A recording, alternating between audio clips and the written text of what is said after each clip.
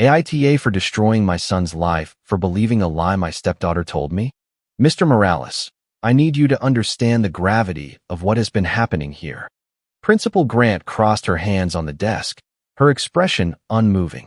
Brianna has shown us bruises, text messages, and screenshots of harassment that would be shocking to anyone. My wife, Vanessa, squeezed my arm so hard I felt her nails through my shirt. Brianna was sitting in a chair in the corner, dabbing her eyes with a tissue, her shoulders trembling. My son Daniel was standing next to me, his face pale and his hands shaking. Dad, I swear it wasn't like that. Vanessa's voice cut through the air. The evidence is there, she said, pointing to the papers on the table. Principal Grant has documented everything. I looked at the screenshots scattered on the desk. They were vile messages and threats, all appearing to come from Daniel's number. My chest tightened. Daniel grabbed my sleeve. Please, Dad, someone is setting me up. I would never do it. Brianna and I were friends. I helped her with her algebra homework last week. Why would I do this? Friends don't send messages like these, said Principal Grant, tapping one of the papers with her finger. Friends don't push girls down the stairs. I didn't push her. She fell, Daniel replied. I was 10 feet away in the hallway. Brianna let out a theatrical sob. Vanessa ran to her side, wrapping her in a protective hug. Brianna, the girl I had known for 2 years who had moved into our house after I married Vanessa. Brianna, who at first seemed sweet, who called me Dad 3 months after moving in and who made Daniel laugh at dinner with her impressions of their teachers. We have 3 witnesses who saw Daniel standing at the top of the stairs right after Brianna fell. Principal Grant continued. She has a fractured wrist. Do you understand what this means? We are talking about physical assault, in addition to sustained psychological harassment. No. Daniel's voice turned desperate. Those guys hate me because I wouldn't let them copy my physics exam. They're lying. All of them. Daniel, I whispered. I put my hand on his shoulder, and he flinched. My own son flinched at my touch. Something inside me broke, but I couldn't let it show. Not there, not in front of Vanessa, who was already looking at me as if she were deciding whether I would choose her daughter over my son. Dad, please, you have to believe me. Principal Grant pulled out another document. This is Brianna's medical report from last month. The bruises on her arms. She finally told the school counselor they were from Daniel grabbing her in the cafeteria. We have footage from the cafeteria. Show it to me. The words came out harsher than I intended. The principal turned her laptop toward me. The grainy video showed the cafeteria, Daniel walking near a table, and Brianna suddenly recoiling, her arm extended. Daniel wasn't even close to her. He had grabbed her just before this clip started, obviously, said Vanessa. I watched the video 3 more times. Something didn't fit. Brianna's movement seemed strange, theatrical, but Vanessa's eyes were drilling into my face, and Brianna was crying harder. Now Principal Grant was talking about involving the police if we didn't handle this appropriately. He needs a serious intervention, said Principal Grant. Counseling, at a minimum. But honestly, Mr. Morales, Mrs. Morales, given the pattern of escalation we've documented, I believe Daniel needs a more structured environment. A military academy, said Vanessa immediately. My cousin's son went to one in Virginia. It changed his whole life. Daniel's breath hitched. Dad, look at me. You know me. You know I wouldn't do this. I looked at him. I really looked at him. His eyes were wide with panic and betrayal. Those same eyes that looked at me when he was 6 years old, asking if Mom would come back from the hospital. She didn't come back. Cancer took her quickly and cruelly. I raised Daniel alone for 5 years before meeting Vanessa. 5 years of father-son breakfasts, homework at the kitchen table, and teaching him to throw a curveball in the backyard. But I also saw the evidence. The screenshots, the witnesses, the medical reports, the video. What kind of father ignores all that? What kind of father believes his son could do such things? Pack your things, I heard myself say. You're going to a military academy. The light went out in Daniel's eyes. He took a step back, almost tripping. You don't believe me, he said, his voice becoming flat. You don't believe me. You're choosing them over me, your own son. Daniel, if you did these things, you need help. I didn't. Every word fell like a stone. But you'll never know now, will you? He walked out. He didn't slam the door. He just left in silence. And somehow that was worse. Brianna's crying ceased the moment the door closed. It just stopped. I noticed it out of the corner of my eye, the way her shoulders went still, the tissue falling from her hand. But when I turned to look at her directly, she was dabbing her eyes again. "Thank you for believing me," she whispered to Vanessa.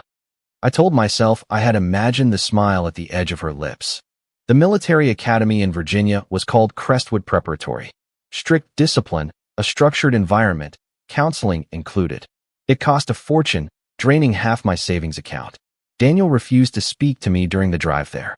He refused to look at me during registration. He refused to answer when I said goodbye.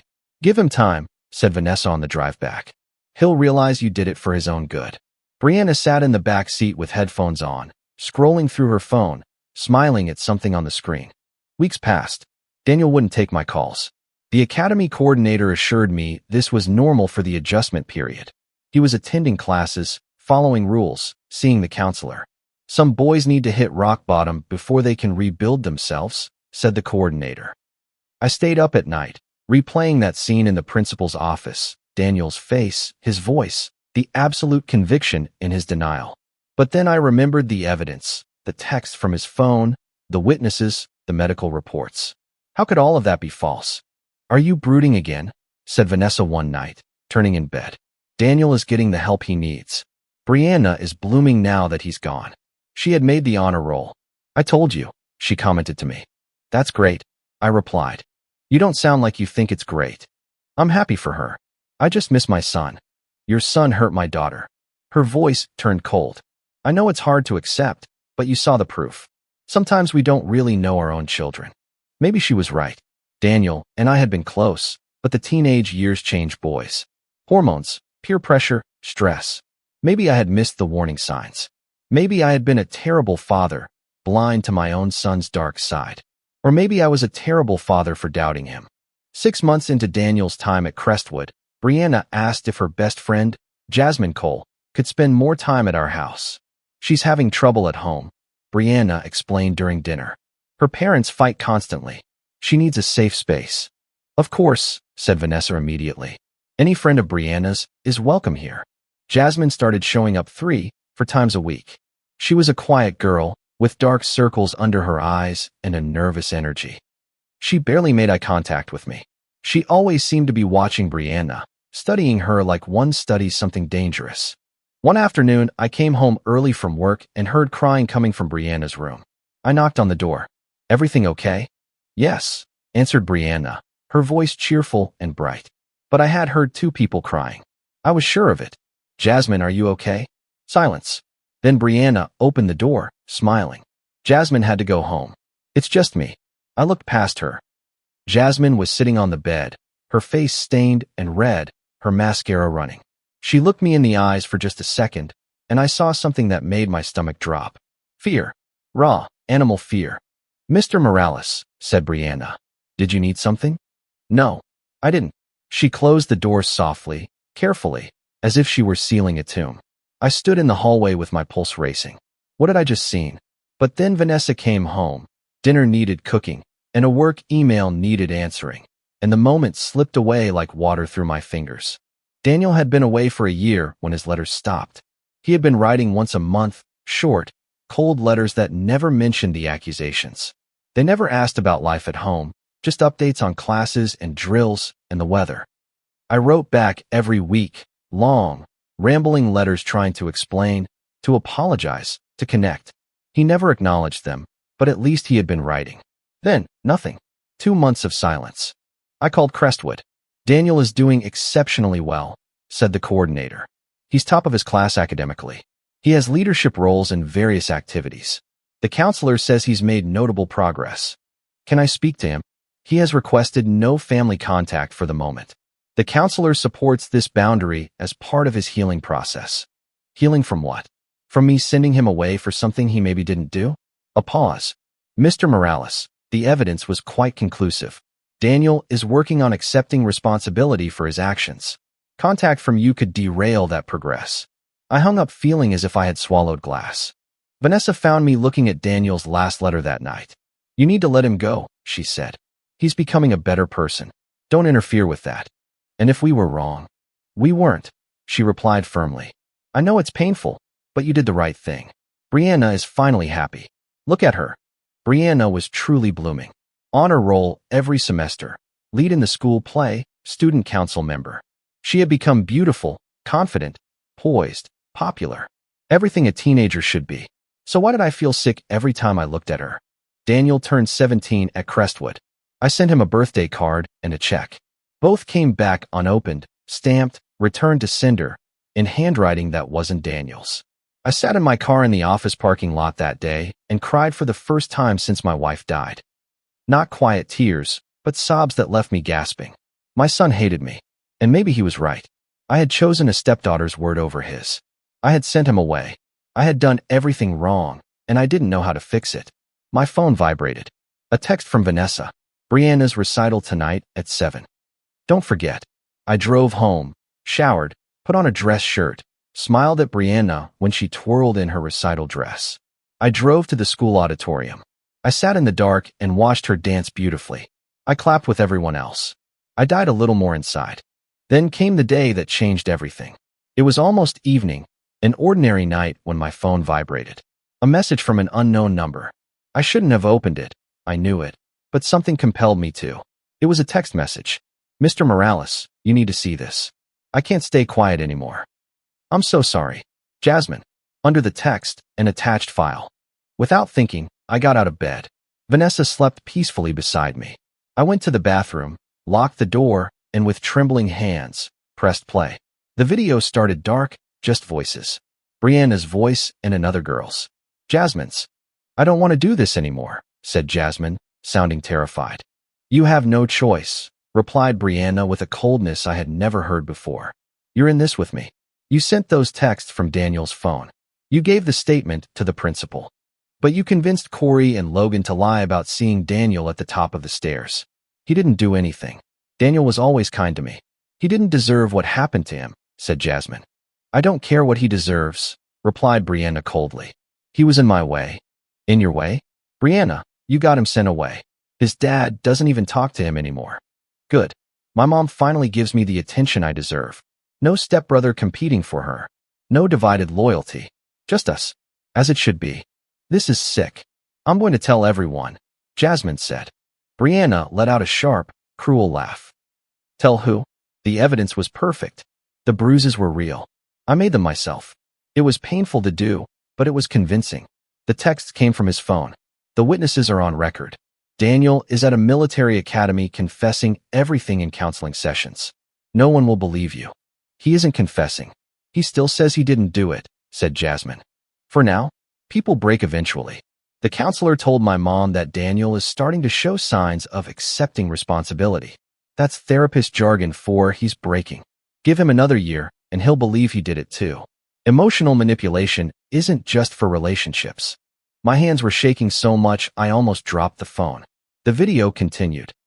Besides, if you tell anyone, I'll just say you're lying because you had a crush on Daniel. Remember when you asked him to the spring dance freshman year? Everyone remembers. They'll say you're making things up to defend him. And I'll show everyone those photos from the party last year. You know the ones. You said you deleted them. Jasmine cried out. I lied. I lie a lot, Jasmine. You should know that by now, Brianna said with a cold tone. I hate you, said Jasmine. No, you're afraid of me. There's a difference. Now help me with my chemistry homework. That's what best friends do, said Brianna. The video ended.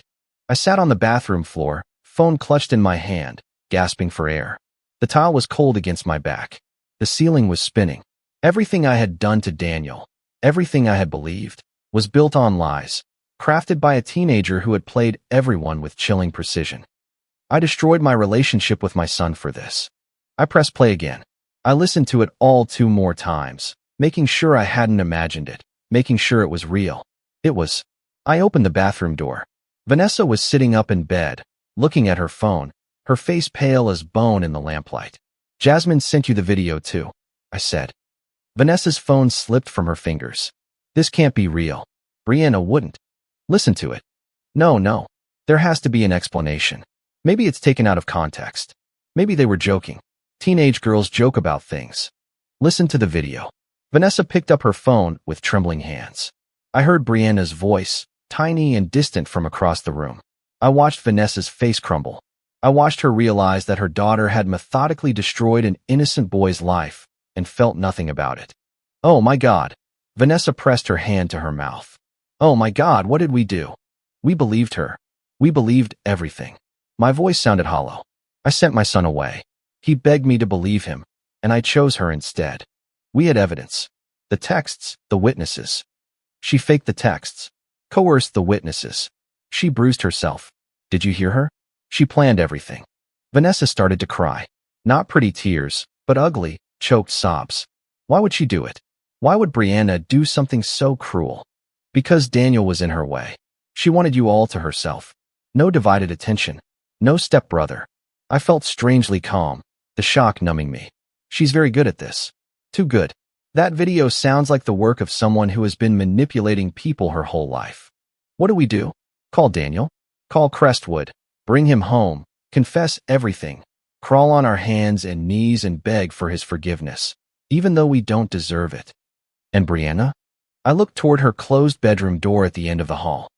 That video is evidence of conspiracy to file a false report, defamation, and possibly witness tampering. Jasmine wouldn't have sent it unless she was ready to testify to everything. Brianna is 17, old enough to face legal consequences. Vanessa's crying intensified. She's my daughter. My baby. She's a person who destroyed a boy's life for convenience. What happens when someone else gets in her way? A college roommate? A boyfriend? A coworker? My hands closed into fists. This ends now. I grabbed my phone and started calling Daniel. It went to voicemail. I called again. Voicemail. Again. 340 calls in the next 6 hours. He never answered. At 6 in the morning, I stopped calling and started the 2-hour drive to Crestwood Preparatory. Vanessa stayed home. Someone needs to be here when Brianna wakes up, she said, but I knew she just couldn't face Daniel yet. She couldn't look him in the eyes after what we had done. I made the trip in 85 minutes, breaking every speed limit. The coordinator met me in the lobby. Mr. Morales, Daniel actually isn't on campus right now. He's on an approved overnight trip with the junior leadership group. They won't return until... Where is he? I can't divulge the specific location of student activities without. I played the video on my phone. I made him listen to the whole thing. His face turned gray. Oh my God. All this time, we've been counseling him to accept responsibility for something he didn't do. Please, tell me where my son is. He gave me the address of a leadership retreat center 30 minutes away. I was back in my car before he could say anything else. The retreat center was a collection of rustic cabins in the woods. I found the head chaperone's cabin and banged on the door. A man of about 50 answered, annoyed, until he saw my face. Daniel Morales, where is he? Sir, you can't just... I didn't let him finish. My son was falsely accused of serious misconduct 3 years ago. I sent him here. I didn't believe him when he said he was innocent. Last night, I obtained proof that it was all a lie. Every single thing. Now, where is my son? The chaperone's expression changed. The Morales boy, yes, he's here. But Mr. Morales, you should know. Daniel has been different lately. Closed off. Doesn't talk about family. When we ask about his home life, he just says he doesn't have one anymore. Every word was a knife. What cabin? 7. But he's probably down at the lake. It's where he goes in the mornings. To think. I found Daniel sitting at the end of a dock, his feet dangling over the water. 17 now, taller than me, his shoulders broadened by military-style training, his hair cut short, his posture straight even while sitting. He looked like a young man, not the 14-year-old boy I betrayed. Daniel stiffened. He didn't turn. You shouldn't be here, he said. I know I have no right. But I need you to listen.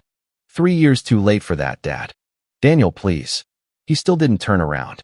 She finally confessed. Brianna got bored of the game and admitted it was all fake. My breath caught. How did you know? I'm not stupid, Dad. I never was. Now he turned, and his eyes were ice. I knew Brianna framed me.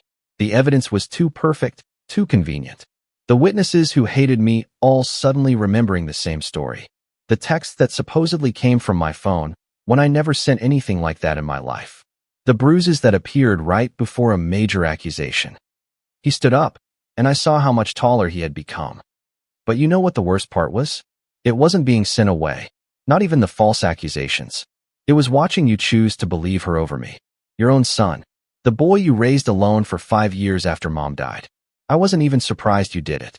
Brianna had been working on Vanessa for months, making sure Vanessa saw me as a threat to her. I watched it happen. I tried to tell you. You said I was being paranoid. I'm sorry, Daniel. I am so sorry. I'm sorry doesn't give me back 3 years.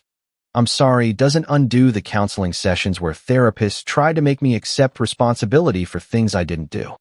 I'm sorry doesn't fix the reputation I'll never get back. His voice remained level, controlled, emotionless. Why are you here now? I showed him the video. He watched it, his expression unchanging. When it ended, he handed the phone back to me. Jasmine finally grew a conscience. Good for her, Daniel said. We have evidence now. We can bring you home. We can. Home. He laughed, a sharp, bitter sound. I don't have a home. I have 4 months left here. Then I have a full scholarship to West Point. After that, the Army. That's my home now. Don't say that. Please. I know I failed you. I know I don't deserve forgiveness, but you're my son. You're all I have left. My voice cracked. You're all I have left of her, of your mother. And I threw it away because I was a coward. Because I was afraid of losing Vanessa, because I didn't want to believe my new stepdaughter was capable of that level of manipulation. Congratulations on your wake-up call. 3 years late. He started walking back toward the cabins. Go home, Dad. Go deal with your family drama. I'm not part of it anymore. Daniel, wait. He turned, and for just a second, the ice cracked. Pain flashed across his face, raw and bleeding. Do you know how it feels for your own father to look at you like you're a monster? For him to believe you're capable of hurting someone? To be completely alone because the one person who's supposed to believe in you unconditionally decided you weren't worth the benefit of the doubt? I know now. You made your choice. I made mine. I don't need a father who only believes me when there's video evidence. I needed one who knew me well enough to see through obvious lies. You weren't that father. He walked away. I stood there on the dock, watching him disappear among the trees, and felt the last piece of my heart break. I drove home in a fog. I called Jasmine's number. She answered on the second ring. Mr. Morales, thank you for watching the video, but I need you to do something else. I need you to go to the police. Tell them everything. Brianna has to face consequences for this. Silence. Then, in a low voice, I said, I already did. This morning, I gave them the video and a written statement. They said they'd be contacting Brianna and her mother today. I paused, then asked, my voice broken, why now? Why after 3 years? Because yesterday, Brianna told me she was going to do it again. This time, to a girl in her advanced history class who's competing with her for valedictorian. Brianna showed me her plan. She was going to frame this girl for cheating, get her expelled. She had everything prepared. Texts ready to send, doctored screenshots, witnesses lined up. It was the same thing she did to Daniel. Jasmine's voice trembled. I couldn't let her destroy another person. And I couldn't live with what we did to Daniel anymore. I've had nightmares every night for 3 years. Every night I see his face when the principal accused him. When you sent him away. Does Brianna know you went to the police? Jasmine asked. Not yet, but she will soon. Be careful, Mr. Morales. She's worse than you think. I've seen things I can't prove. But I'm done being afraid of her. We hung up. I sat in my car in the driveway, unable to go inside, unable to face Vanessa, unable to process what my life had become. The next morning, my phone rang. Unknown number. I answered. Is this Victor Morales? Yes. This is Detective Alicia Reyes from the county police. I need you to come to the station to answer some questions regarding a case involving Brianna Walsh. We've received evidence suggesting that false accusations were made 3 years ago against your son, Daniel Morales. I'm on my way. The police station was a place of fluorescent lights, stale coffee, and the sharp eyes of Detective Reyes watching me from across a metal table. Tell me exactly what happened 3 years ago, she said. I told her everything. The principal's office, the evidence, Daniel's denials, the military academy, every grueling detail. Detective Reyes took notes, her expression hardening. And you never questioned the evidence? The timing? The witnesses, all of whom had grudges against your son? I questioned it, but I didn't want to believe my stepdaughter was capable of something like that. I didn't want my marriage to fail. I didn't want to be the father who couldn't control his own son. Shame burned in my throat. I took the coward's way out. A young man's life was seriously impacted. That's more than cowardice, Mr. Morales, she said coldly. But you are also a victim here. Fraud, conspiracy, filing a false report. Brianna Walsh may have committed multiple offenses. So did the witnesses who lied, if we can prove they did so knowingly. Jasmine Cole's testimony helps, but we'll need more.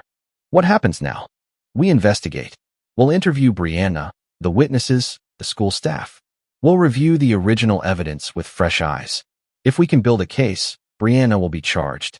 She's 17, so she would be tried as a minor, but given the premeditation and the severity of the impact, the prosecutor might ask for her to be charged as an adult. And for Daniel, his record, it will be cleared. We will issue a formal statement exonerating him. But Mr. Morales, you need to understand, we can't give him back the 3 years he lost. We can't undo the psychological damage. The best we can do is justice and a clean name. It's not enough, I replied, my voice filled with frustration. My mistake can never be undone. I left the station, and just 15 minutes later, Vanessa called, hysterical. The police are here. They want to talk to Brianna. They have a warrant to take her phone and computer. Victor, what is happening? Is Brianna going to be arrested? Let them do their job. How can you be so calm? This is my daughter, she cried. Your daughter destroyed my son, I replied.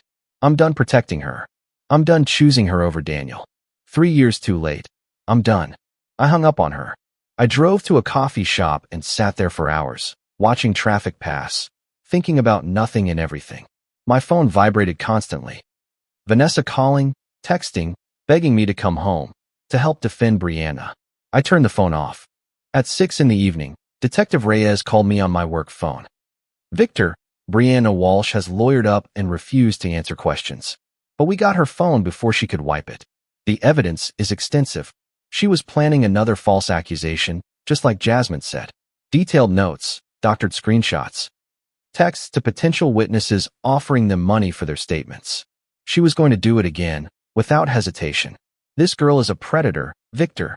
Cold, calculating, with no empathy. We're charging her with multiple counts of fraud, conspiracy, filing a false report, and witness tampering. The DA is pushing to have her face charges as an adult, given the pattern of behavior and the future planning. She could face serious time. Good. There's something else. We interviewed the original witnesses. 2 of them, Corey Bennett and Logan, broke down and confessed. Brianna had blackmailed them. She had compromising photos from a party and threatened to post them online if they didn't cooperate. They've been living with the guilt for 3 years. More victims. More lives Brianna had twisted to serve her own purposes. And what about Daniel? What does this mean for him?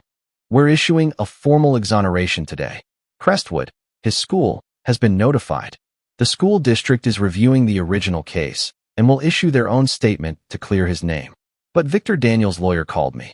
Your son is filing a civil lawsuit against the school district and against you and your wife for the damages caused by the false accusations and your actions based on them. My stomach dropped. He's suing me?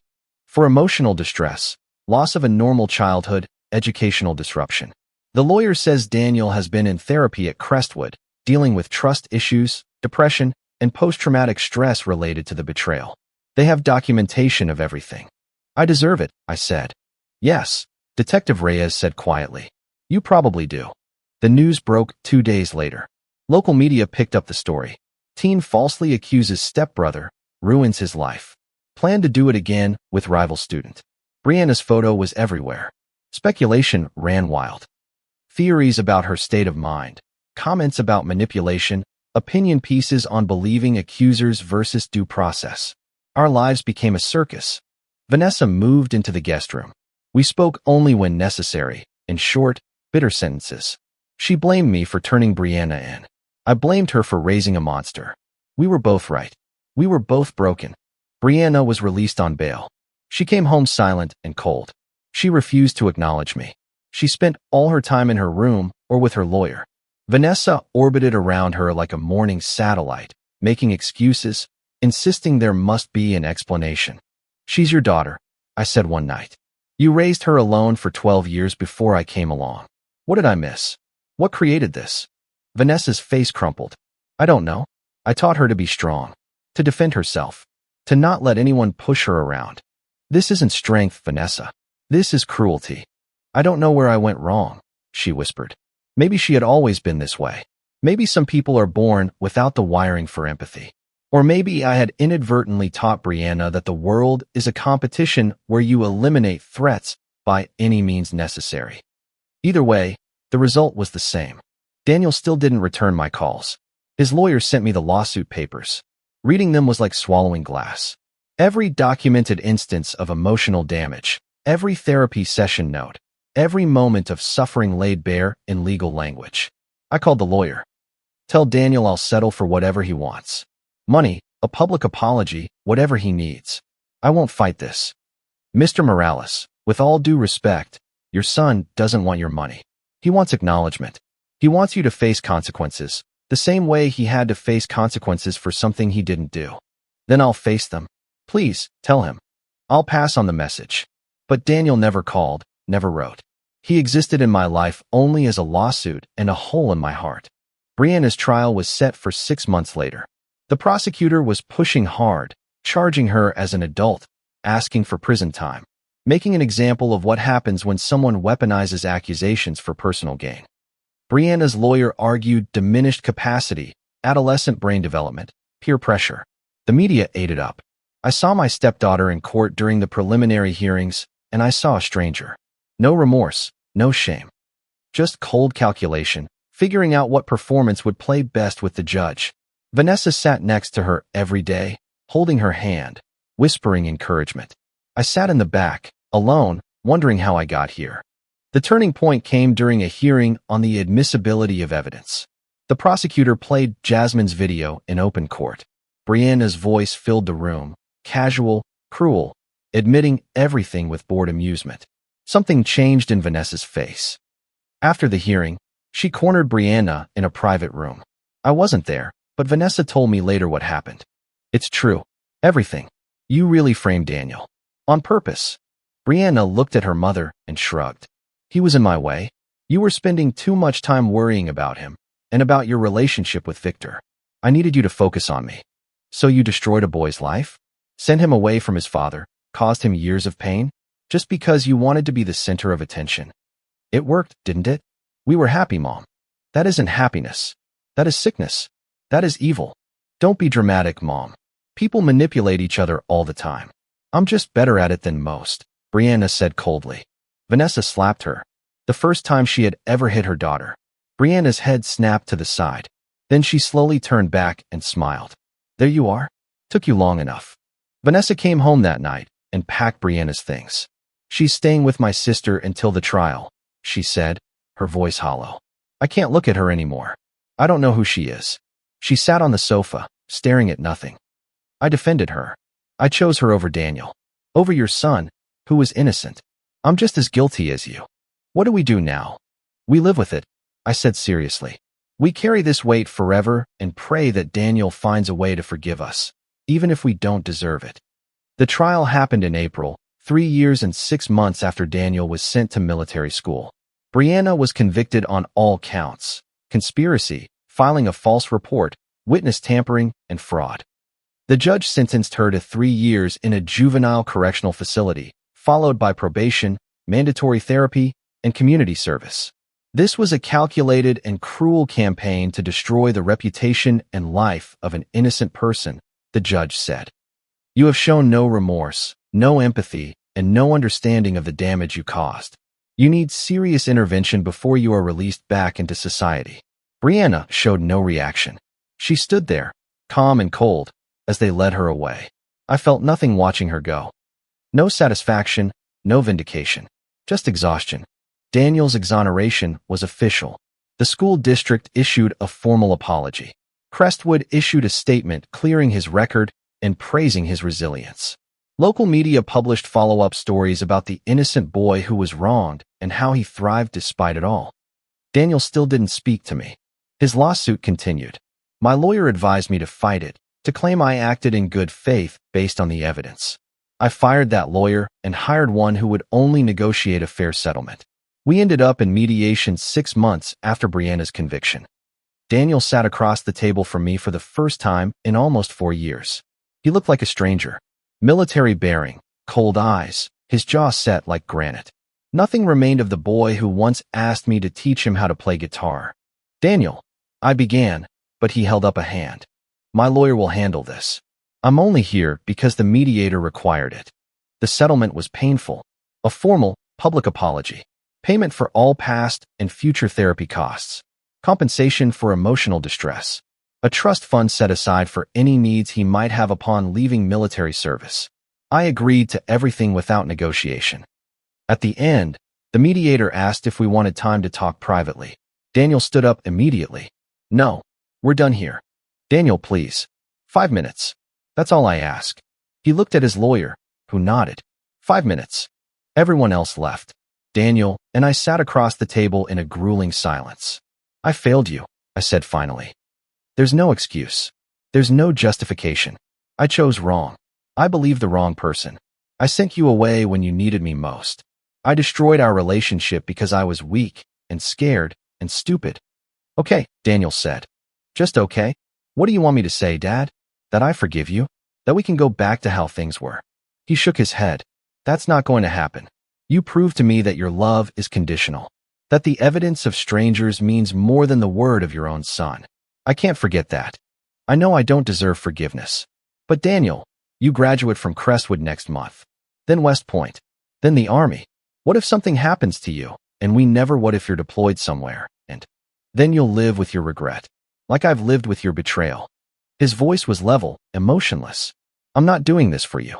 This settlement, the mediation, all of it. I'm doing it so I can close this chapter and move on.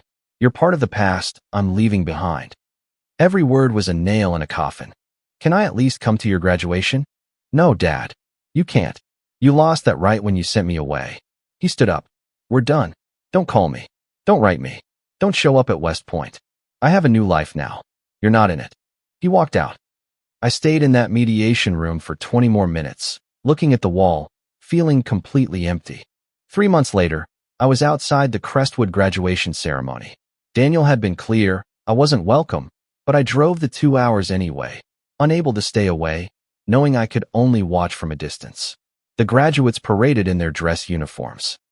I spotted Daniel easily, taller than most, walking with absolute confidence, honor cords on his shoulders marking him as top of his class.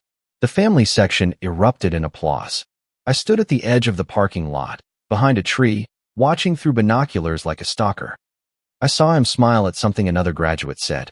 A genuine smile, real, the kind I hadn't seen on his face in 4 years. He had friends, people who made him happy, a life that didn't include me. Good. He deserved that. A hand touched my shoulder. I turned. Detective Reyes was there, out of uniform, a gentle expression on her face. "I figured you'd be here," she said. "For what it's worth, he's doing well. I've kept in touch with his counselor. He's healing. Slowly. Therapy is helping." "Did the counselor send you to tell me to leave?" "No, he doesn't know I'm here. I've just worked a lot of cases, Victor. Bad ones. But something about this one stuck with me. A good kid, betrayed by the people who should have protected him most. And I wanted you to know that despite everything, he's going to be okay. But I won't be. No, probably not. That's the price you pay." She squeezed my shoulder. "Make it mean something. Help other parents recognize manipulation. Talk about the importance of believing your kids. Turn your failure into something that helps someone else." She walked away. I watched Daniel for 10 more minutes as he took pictures with friends, laughing, looking toward a future with clear eyes. Then I got in my car and drove home. Vanessa and I divorced quietly 6 months later. No drama, no fights. Just two broken people who couldn't look at each other without seeing their shared failure. She moved to be near her sister across the state. I stayed in the house, surrounded by ghosts. Brianna got out of juvenile detention after serving her full 3 years. I heard through Vanessa that she had shown exemplary behavior inside, but continued to show no real remorse. She was living in a halfway house, working a retail job, and seeing a court-appointed therapist. Vanessa visited her once a month. I never asked about it. Daniel graduated from West Point with honors. I learned it from a news article about outstanding cadets. He was commissioned as a second lieutenant, assigned to an engineering battalion. The photo showed him in his dress uniform, serious and proud. I framed it and hung it in the hallway next to his childhood pictures, a shrine to a relationship that no longer existed. Every year on his birthday, I wrote him a letter. I never sent them. He had been clear about his boundaries. But I wrote them anyway. Apologies, updates on my life, expressions of pride in his achievements that I learned third hand. Hundreds of pages of things I would never get to say to him face to face. 5 years after the trial, I received an email. The subject line just said, "Daniel." My hands shook as I opened it. It was from his official military email address. A single paragraph. It said he was stationed in Germany, that he was doing well, that he was engaged. He said he had been doing a lot of work in therapy, and that while he could not forget what happened, he was tired of letting the anger control his life. He wasn't ready to talk, but he wanted me to know he was okay. I read it 50 times. I cried like I hadn't cried since that day in the parking lot. Daniel was happy. Daniel was moving forward. Daniel was okay. It wasn't forgiveness. It wasn't reconciliation. But it was acknowledgement. An open door, just a crack, letting in the tiniest sliver of light. I wrote him back. He didn't reply, but it was okay. It was more than I deserved. 7 years after Brianna's trial, I started speaking at schools about parental responsibility and recognizing manipulation. I turned my failure into a lesson for others. I chose wrong. I would tell them, auditoriums full of parents. I believed evidence over instinct. I trusted the wrong person. Don't make my mistake. Know your children. Really know them. And when they come to you, desperate and scared, swearing they are innocent, just pause. Pause before you decide they're lying and ask yourself, what if they're telling the truth? Some parents thanked me. Others looked at me with disgust. All of them hugged their children a little tighter that night. That was enough. 10 years after I sent Daniel to military school, I was in a coffee shop when someone touched my shoulder. I turned. Daniel was standing there.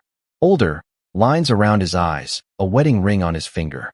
Beside him stood a lovely woman with kind eyes, his wife, I assumed, and in her arms was a baby. Daniel. I stood up so fast I knocked over my chair. You. We were in town visiting Olivia's parents, he said. He looked uncomfortable, but determined. I saw you through the window. Olivia said I'd regret it if I didn't at least say hello. Hello. The word came out strangled. We stood in awkward silence. Then Daniel gestured to the baby. This is Emma. She's 6 months old. I looked at my granddaughter. Chubby cheeks, bright eyes, a tiny hand grabbing at Olivia's shirt. Something in my chest cracked open. She's beautiful. Yeah. Daniel's voice softened. More silence. Look, he began. I'm not here to say everything is okay. It isn't. There's still damage, still trust issues I'm working through. He paused. But Olivia has been insistent. And becoming a father, it makes you look at things differently. I don't expect anything, I said quickly. You don't owe me anything. I know. He took a breath. But maybe we could have coffee. Talk. See if there's anything left to build on. He looked hesitant, vulnerable for the first time in a decade. I'm not promising anything, he said finally. But we could try. I nodded, not trusting myself to speak. We sat. We talked for an hour. An awkward, painful, honest conversation about the last decade. Daniel told me about West Point, about meeting Olivia, about the therapy that helped him process the betrayal. I told him about the divorce, about the talks I gave, about the letters I wrote but never sent. I kept them all, I said. I want to read them, he said. Someday. Not yet, but someday. We didn't fix everything that day. We didn't even fix most of it. But we started. A difficult conversation, a careful step towards something that might, one day, look like reconciliation. Daniel didn't call me dad again that day. He didn't hug me when they left. But he did ask for my phone number. He said he'd text when they got back home. He said maybe Emma could meet her grandfather properly when she was older, and I had earned that privilege. It was more than I deserved, more than I had ever dared to hope for. And it was enough. Love isn't just a feeling. It's a choice you make when everything in you screams doubt. Trust isn't built in moments of ease, but in the crucible of crisis, when believing costs you something.